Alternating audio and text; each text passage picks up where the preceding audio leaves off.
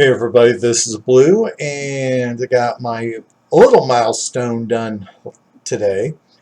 I've been working on designing an Oracle deck, and I have plans for this grand Oracle deck, at least 40 cards, and to do what we do with Oracle decks. The last night at work, I was trying to figure out how I'm going to work everything, because you just don't grab random images and whatever and throw them together and say, hey, here's my deck and all that.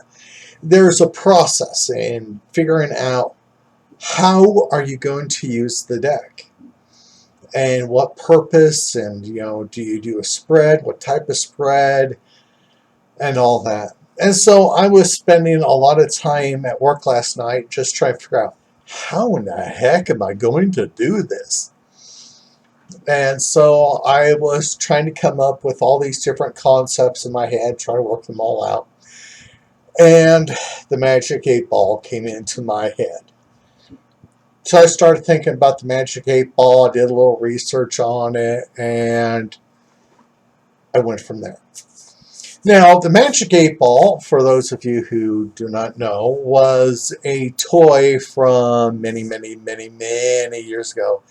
It's at least 40 years old. I actually played with one when I was a kid, and I'm 51. But anyway, so the Magic 8 Ball was a toy that was liquid filled, and it had a D20 in it. D20 meaning 20 sides to it. So you had 20 possible answers to your question.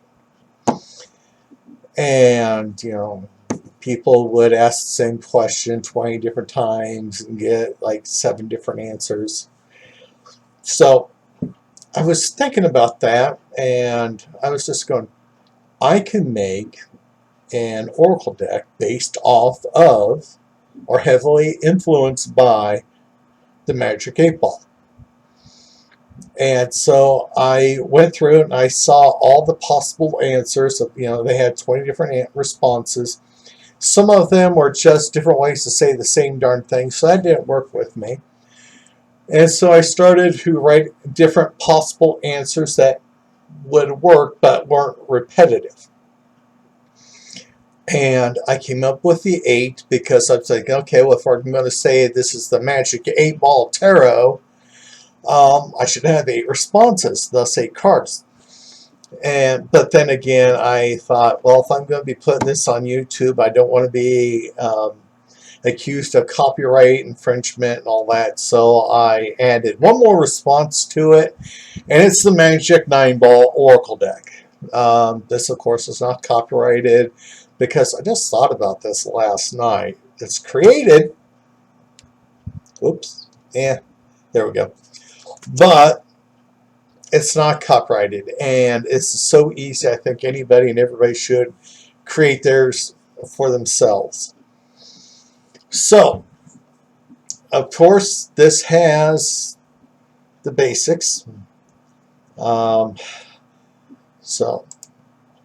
you have your yes and your no, obviously, because you're going to be asking questions. Should I do this? Should I do that?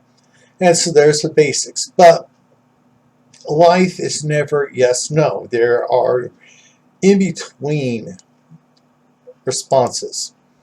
You might have partial success. Now, what I was using as my key question was somebody asking for or about a romantic relationship with somebody.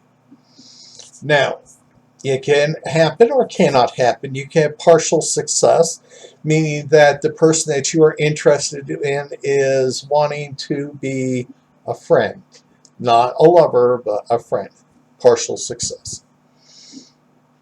Then you have to rephrase the question.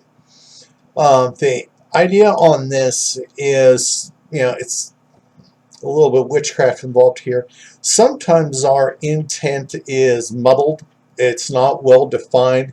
And so rephrase the question is the response for your intent's a little weird, a little foggy. Why don't you ask again with different wording?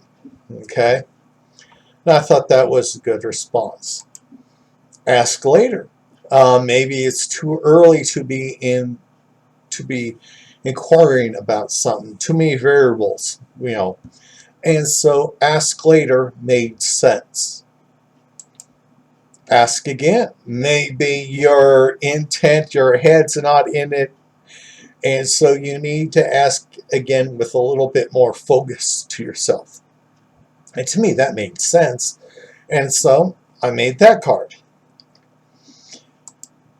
Answer denied. Sometimes, now this can go for any question really, sometimes we don't need to know the answers, or we should not know the answers, and so answer denied.